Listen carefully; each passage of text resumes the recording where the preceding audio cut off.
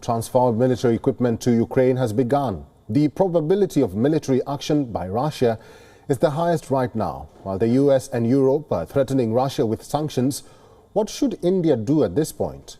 India has key strategic partners on both sides. Even when Ukraine was a republic part of the Soviet Union, India had friendly relations with Ukraine. Trade exchanges between India and the Ukraine have grown rapidly. Ukraine has become one of the fastest growing trade markets for India. Ukraine is India's second largest trade partner after Russia in the former Soviet Union. The two countries have signed many agreements in education, science, defense and culture. On the other side, it's Russia, India's top defense partner. Almost 60% of India's military supplies are Russian manufactured. While Russia flexes its muscles, New Delhi does not want to risk its equation with Moscow.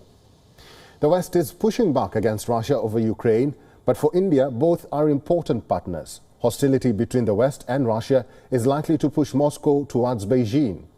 Strengthening China is not what India wants, as China is making illegal moves on Indian territory.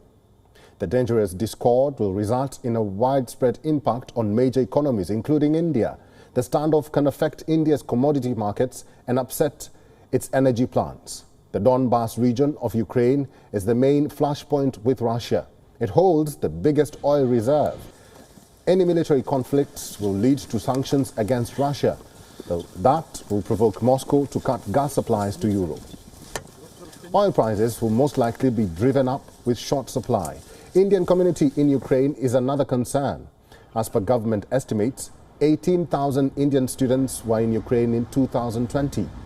The numbers may have dipped after COVID lockdowns. In preparations for any hostilities, the Indian embassy in Kyiv has begun collating information on students. Delhi will undoubtedly feel the impact of any imminent military action, but with a small diplomatic space, India needs to tread the fine lines of diplomacy with caution. Any unplanned moves may not prove right. Strategically, a military conflict in Ukraine is not desirable for India. The most India can do at this moment is prepare for the impact. As of now, Delhi is closely tracking the developments in Ukraine. It is yet to issue an official statement on this matter.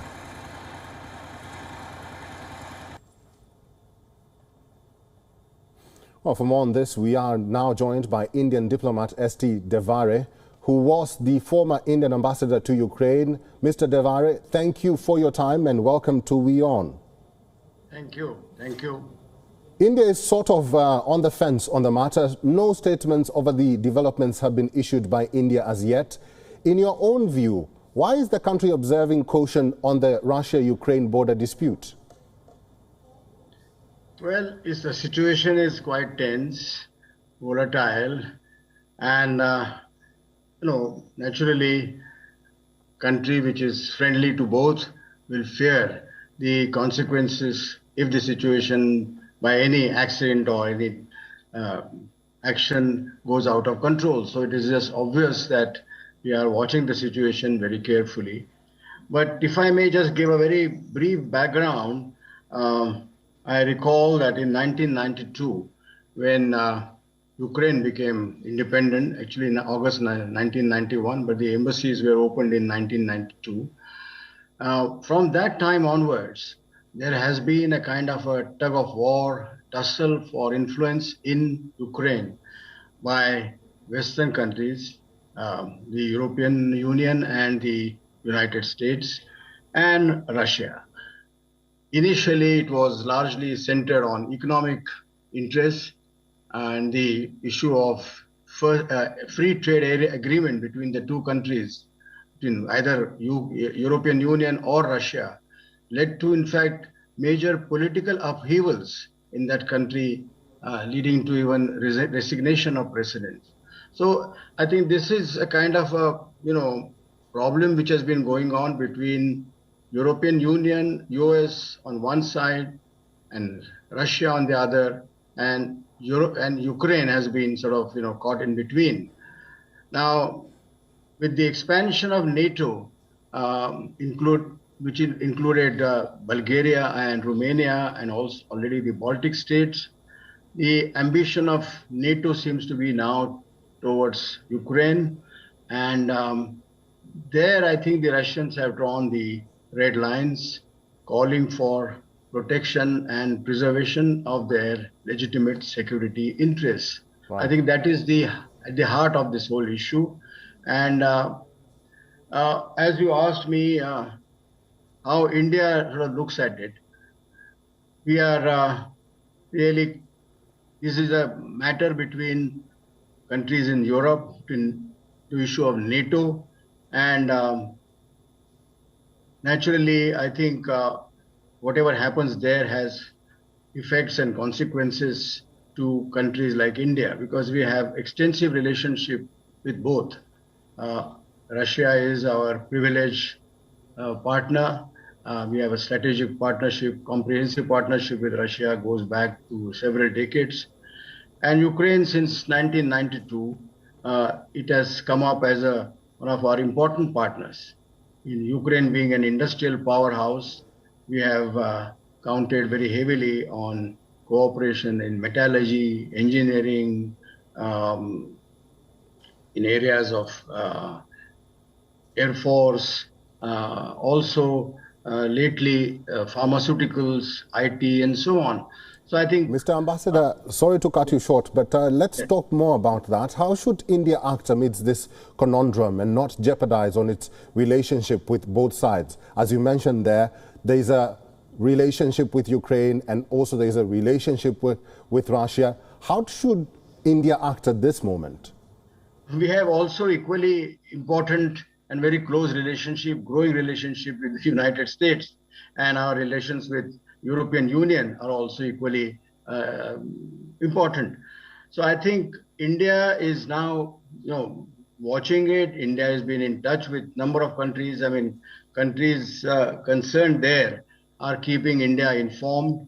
I see from the press reports that the US Deputy Secretary spoke with the Foreign Secretary of India a few days ago and briefed him about the developments.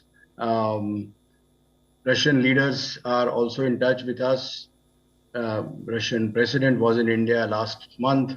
There was also 2+2 talks, Russian foreign minister and defense minister with India. So India is keeping itself abreast of this.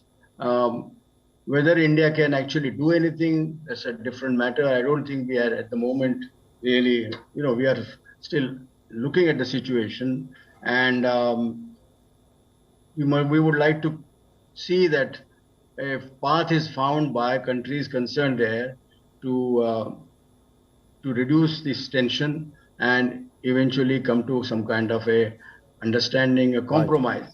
Already there have been talks in Paris, I think yesterday, between 4 powers, Russia, Ukraine, Germany, and France, and they have decided on a ceasefire in the areas, in the Donbass area, which you have just mentioned, this area. So we hope that, I think, things can work out, because Russians have asked for written guarantees.